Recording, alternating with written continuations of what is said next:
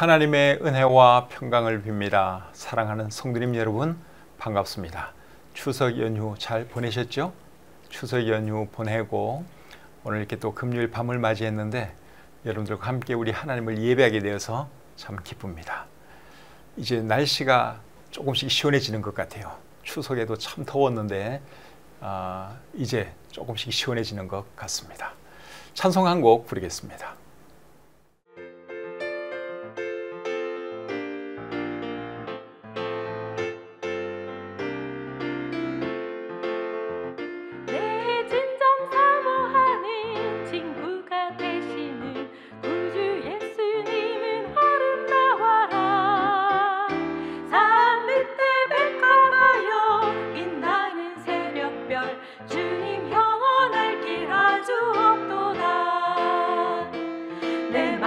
아플 적에 그 위로 되시며 나 외로울 때 좋은 친구라. 주는 저 산 밑에 백합 빛나는 새벽별 이 땅 위에 비길 것이 없도다. 내 맘의 모든 염려 이 세상 보라도 주님 항상 같이 하여 주시고 시험을 당할 때에 악마의 개교를 즉시 물리치사 나를 지키네.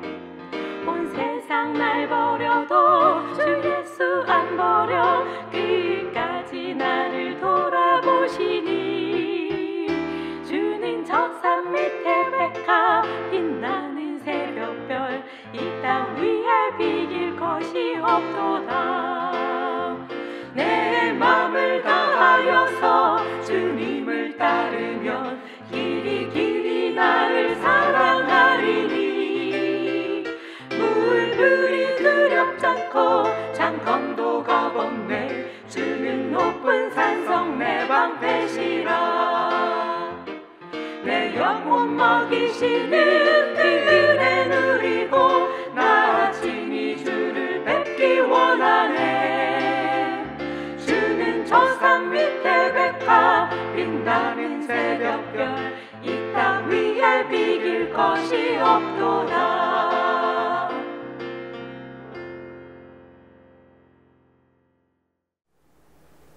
기도하겠습니다. 하나님 아버지, 은혜와 사랑을 감사합니다. 저희들을 구원해 주시고 하나님의 자녀 삼아 주셔서 얼마나 감사한지 모릅니다. 하나님께 감사한 마음으로 또 이 밤에도 하나님께 나아갑니다. 예배할 때 우리 성도들의 마음을 집중해서 잘 예배드리시도록 도와주시고 또 하나님 우리의 예배를 기쁘게 받아 주시옵소서. 마칠 때까지 하나님께서 함께 해주시고 또 이 예배를 통해서 우리에게 큰 은혜가 되는 복된 시간 되도록 인도해 주시고 역사해 주시기를 원하오며 우리를 사랑하시는 예수님의 이름으로 기도드립니다. 아멘. 찬송 한 곡 더 부르겠습니다.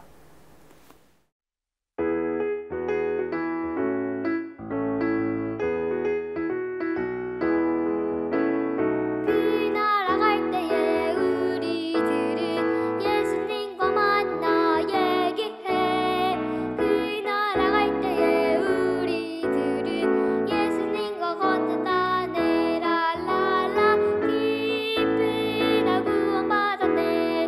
어린 양의 피로써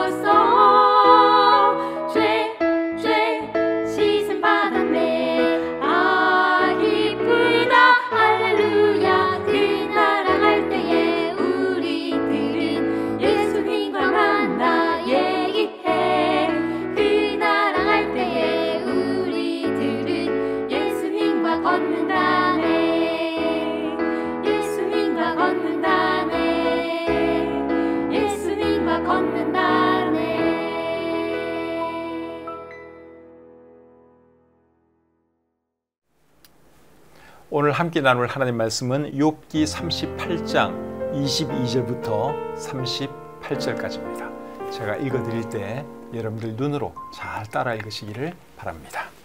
네가 눈 곳간에 들어갔었느냐? 우박 창고를 보았느냐? 내가 환난 때와 교전과 전쟁의 날을 위하여 이것을 남겨두었노라. 광명이 어느 길로 뻗치며 동풍이 어느 길로 땅에 흩어지느냐? 누가 홍수를 위하여 물길을 터주었으며 우레와 번개길을 내어주었느냐? 누가 사람 없는 땅에 사람 없는 광야에 비를 내리며 황무하고 황폐한 토지를 흡족하게 하여 연한 풀이 돋아나게 하였느냐? 비에게 아비가 있느냐? 이슬방울은 누가 낳았느냐? 얼음은 누구의 태에서 났느냐? 공중의 서리는 누가 낳았느냐? 물은 돌같이 굳어지고 깊은 바다의 수면은 얼어붙느니라.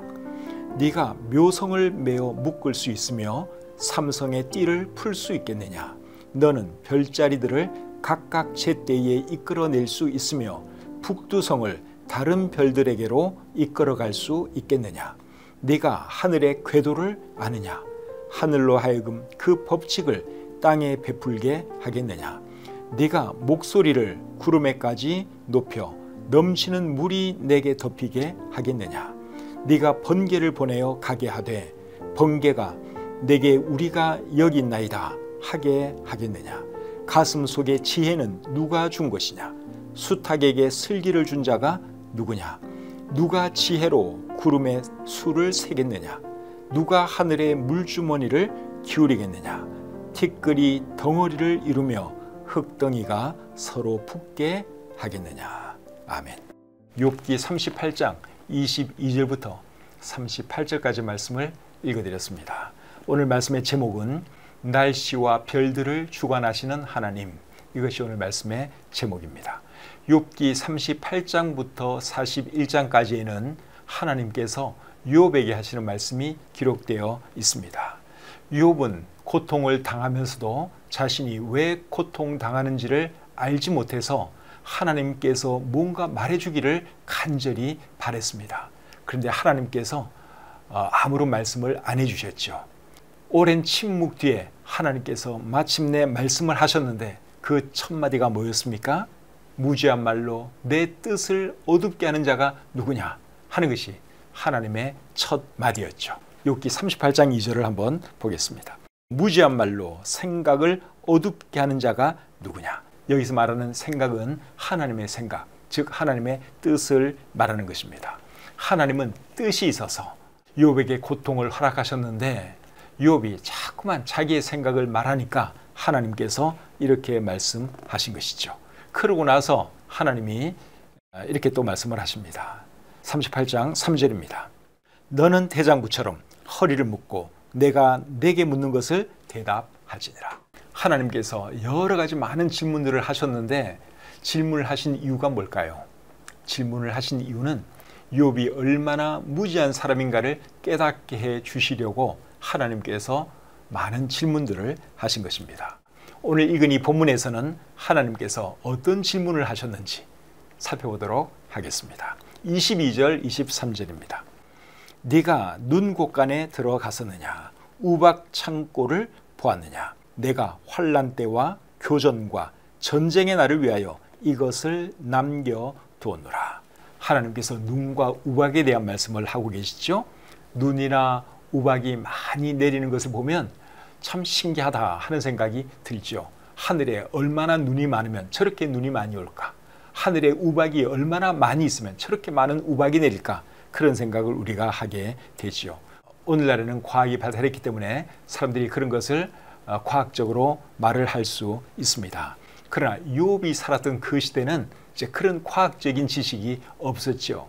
그래서 하나님께서 네가 눈 창고에 들어가 본 일이 있느냐? 네가 우박 창고에 들어가 본 일이 있느냐? 이제 그렇게 질문을 하시는 것이죠. 그리고 또 어떤 말씀을 하시는가 하면 환난 때와 전쟁의 날을 위해서 눈이나 우박을 남겨두었다. 하나님이 그렇게 말씀을 하고 있습니다. 역사적으로 보면 눈이나 우박 같은 이런 기후 요건 때문에 전쟁의 판세가 뒤집힌 경우가 많이 있었죠. 근데 하나님께서 이제 전쟁의 판세를 뒤집기 위해서 어떤 때는 눈을 사용하기도 하시고 또 우박을 사용하시기도 하신다. 지금 그 말씀을 하고 있습니다. 얼마 전에 북한에서 큰 물난리가 났는데 제가 듣기로는 이번 그 물난리 때문에 사람도 물론 많이 죽었지만 무기고들이 많이 잠겼다고 그러더라고요. 김정은이 전쟁을 위해서 많은 무기를 만들어 놓고 쌓아두었지만 하나님께서 순식간에 물에 잠기게 하면은 그 만들어 놓은 무기가 무용지물이 되는 것이죠. 그래서 하나님은 오늘날에도 전쟁의 날을 위해서 눈도 사용하시고 우박도 사용하시고 비도 사용하시는 분이다 하는 것을 우리가 알아야 합니다. 24절 보겠습니다. 광명이 어느 길로 뻗치며 동풍이 어느 길로 땅에 흩어지느냐. 욥이 그것을 어찌 알 수 있겠습니까? 우리도 역시 마찬가지죠. 24절 말씀을 세번역 성경으로 한 번 더 읽어드리겠습니다. 해가 뜨는 곳에 가본 적이 있느냐? 동풍이 불어오는 그 시발점에 가본 적이 있느냐? 당연히 가본 적이 없죠. 우리가 그곳에 가본 적이 없습니다. 해가 뜨는 것을 보면 참 신비롭다 하는 생각이 들죠. 그래서 많은 사람들이 새해 첫날이 되면 그 떠오르는 첫 해를 보기 위해서 이제 동해로 가지요.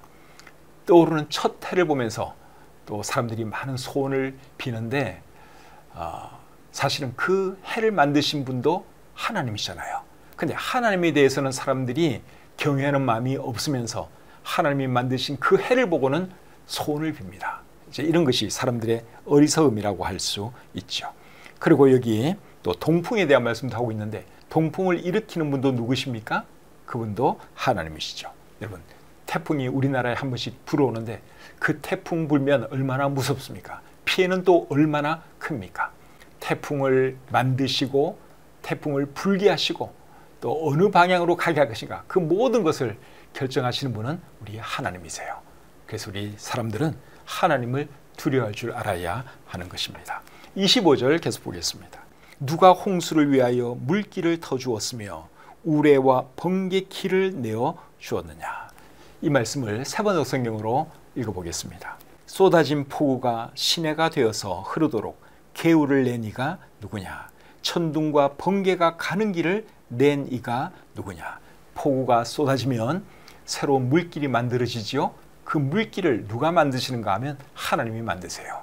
그리고 천둥과 번개가 치면 굉장히 무섭죠. 근데 그것이 치는 나름대로 방향이 있습니다. 번개가 지 마음대로 반짝하는 것이 아니라 하나님께서 번개 치는 길을 여기 정하셨다, 그렇게 말씀을 하고 있죠. 천둥도 마찬가지예요. 그래서 천둥과 번개 치면 사람은 두려워할 수밖에 없는데 그 모든 것을 결정하시는 분은 하나님이시다. 그것을 지금 여기서 말씀하고 있죠. 폭우는 무서워할 줄 알고 번개와 천둥은 무서워할 줄 알면서 하나님에 대해서 무서워하지 않는다면 그것처럼 큰 모순이 어디에 있겠습니까? 사람이 진짜 무서워해야 할 분은 하나님이시죠. 그것을 우리가 알아야 합니다. 26절, 27절 계속 보겠습니다. 누가 사람 없는 땅에 사람 없는 광야에 비를 내리며 황무하고 황폐한 토지를 흡족하게 하여 연한 풀이 돋아나게 하였느냐. 사람 없는 광야에도 비는 오고 황무하고 황폐한 땅에서도 하나님은 풀이 자라나게 해 주십니다. 사람의 손길이 미치지 않는 그런 곳까지 우리 하나님은 세세하게 신경을 쓰고 계십니다. 28절부터 30절 계속 보겠습니다. 비에게 아비가 있느냐? 이슬방울은 누가 낳았느냐? 얼음은 누구의 태에서 났느냐? 공중의 서리는 누가 낳았느냐? 물은 돌같이 굳어지고 깊은 바다의 수면은 얼어붙느니라. 이번에는 비와 이슬과 서리와 얼음에 대한 말씀을 하고 있습니다. 비가 내리고 이슬이 맺히고 서리가 내리고 또 얼음이 어는 것 보면 얼마나 신기합니까? 똑같은 물이 어떤 때는 비가 되기도 하고 얼음이 되기도 하고 이슬이 되기도 하고 서리가 되기도 하는 것인데 이 모든 것을 하시는 분은 누구십니까? 하나님이시죠. 하나님께서 이 모든 일을 하고 계십니다.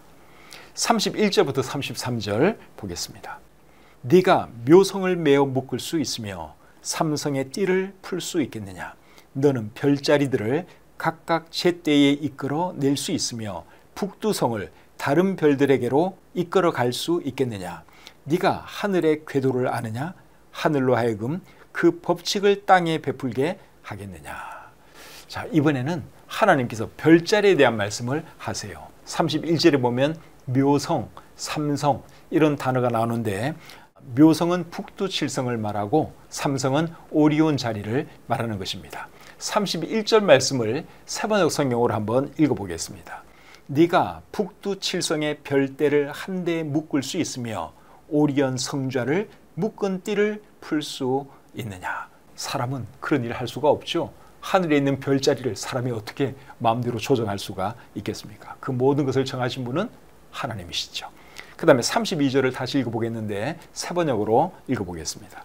네가 철을 따라서 성좌들을 이끌어낼 수 있으며 큰 곰자리와 그 별대를 인도하여 낼 수 있느냐. 이것도 당연히 할 수가 없죠. 하나님이 하시는 일입니다. 그 다음에 33절 보시겠는데 33절은 공동번역으로 읽어보겠습니다. 네가 천상의 운행 법칙을 결정하고 지상의 자연 법칙을 만들었느냐. 사람이 만든 적이 없죠. 지상의 자연 법칙, 하늘의 운행 법칙, 이 모든 것을 만드신 분은 우리 하나님이시죠. 사람은 그저 그런 것을 관찰하고 발견할 뿐입니다. 그것을 만드신 분, 결정하시는 분은 우리 하나님이시죠. 과학이 아무리 발달해도 하나님께서 정해놓으신 자연의 법칙을 사람이 변경할 수 없습니다. 물은 항상 높은 곳에서 낮은 곳으로 흐르죠. 물건은 위에서 아래로 떨어지죠. 이런 것이 이제 자연의 법칙인데, 그 법칙을 하나님이 정해놓으신 거예요. 그 법칙을 절대로 사람이 변경할 수 없습니다. 그 법칙이 깨어지는 것이 이제 기적인데, 하나님만 기적을 행하실 수 있지 사람은 임의로 절대로 기적을 만들어낼 수 없습니다. 그런데도 사람들이 과학의 이름으로 하나님을 조롱해요. 참 기가 막힌 일이죠. 과학의 이름으로 하나님을 조롱합니다. 얼마 전에 국회 청문회를 제가 잠깐 보니까 인권위원장 후보로 나오신 분이 크리스찬이신데, 이분을 놓고 국회의원들이 조롱을 하더라고요. 이분이 자기 소신대로 자기는 창조론을 믿는다, 또 하나님께서 우주 만물을 창조하신 것을 믿는다, 이런 얘기하니까 창조를 믿는 당신이 어떻게 공직자가 될 수 있느냐, 뭐 이런 식으로 조롱하기도 하고, 또 어떤 국회의원은 지구의 나이가 46억 년인데 그럼 당신은 그거 안 믿는다는 말이냐, 그런 식으로 조롱을 하더라고요.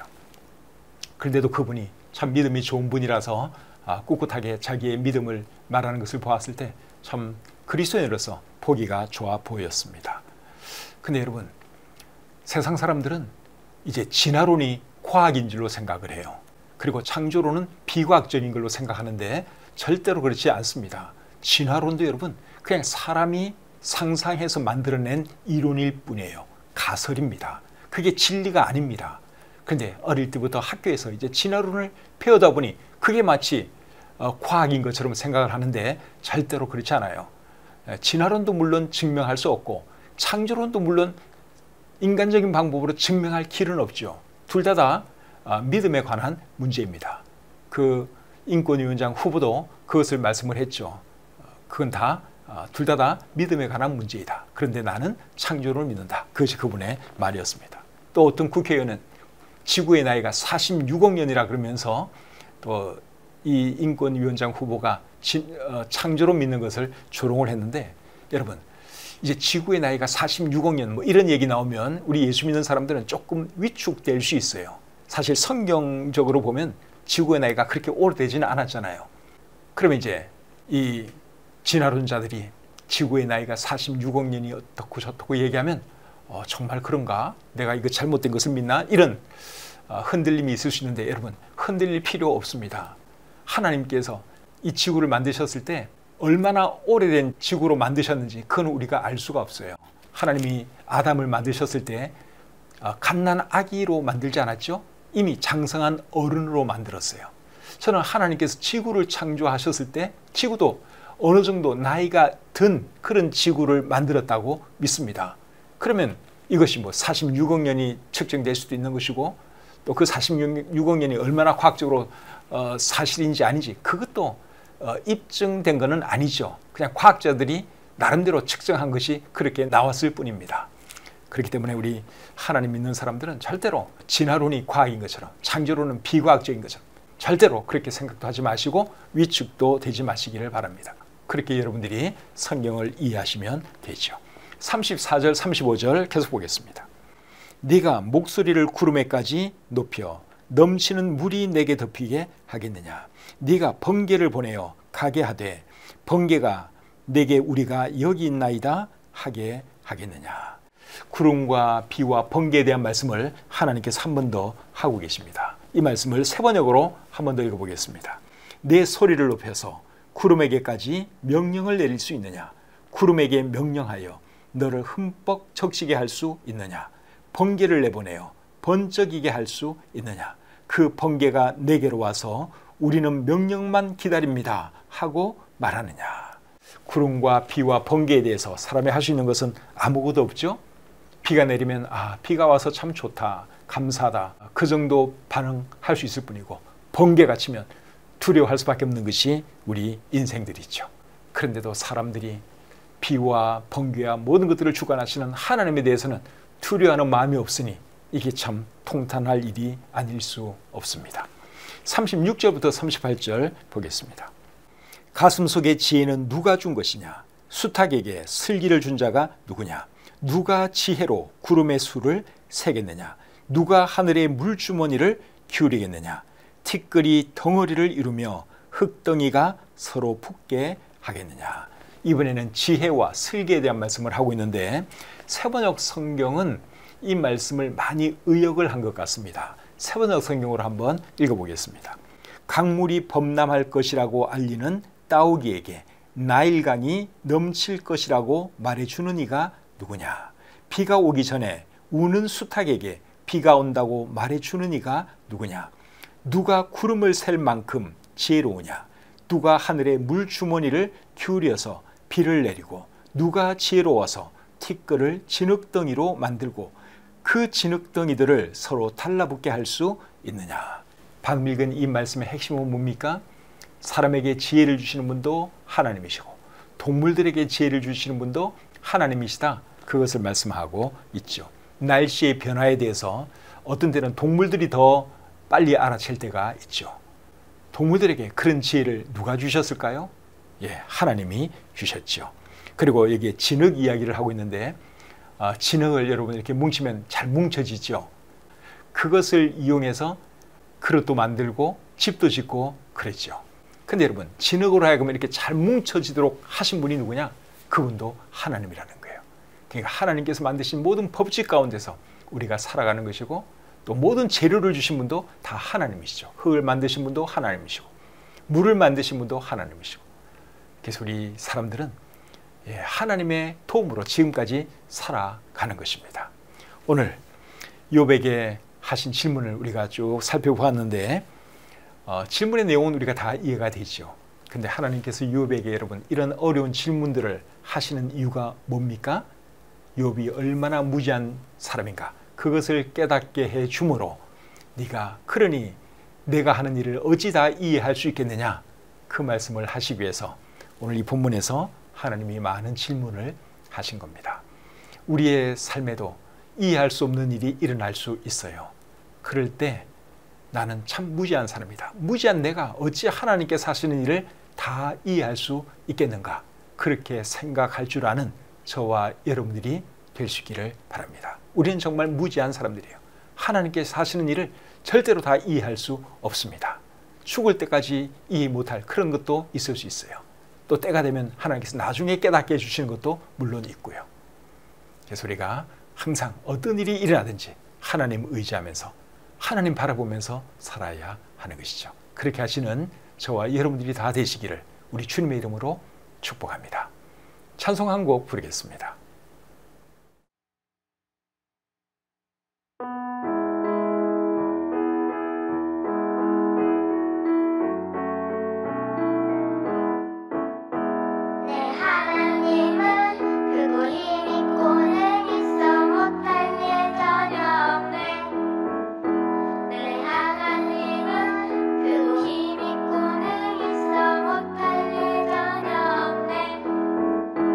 저 산들